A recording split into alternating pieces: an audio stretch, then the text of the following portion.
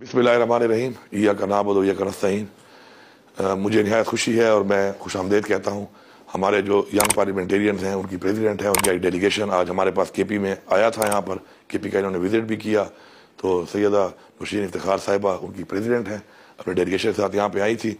हमने आपस में बहुत सी चीज़ें शेयर की हैं, आइडियाज़ को शेयर किया है, अपने प्रोविंस के हवाले से इनको ब्रीफ किया है।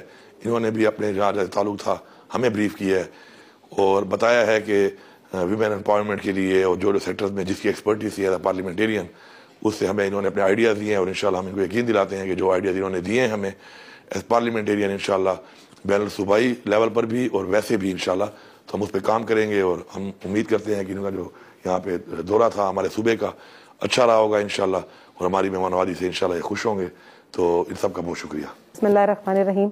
मैं जी सीएम केपी का बहुत शुक्रिया अदा करती हूँ, जिस तरह इन्होंने बहुत जेनरस रहे और हमारे डेलीगेशन को इन्होंने होस्ट किया और इनकी कमेंडेबल एफर्ट्स हैं जिस तरह ये टेररिज्म को काउंटर कर रहे हैं और सूबे की गवर्नेंस भी इनकी जो है वो काबिल तहसीन है।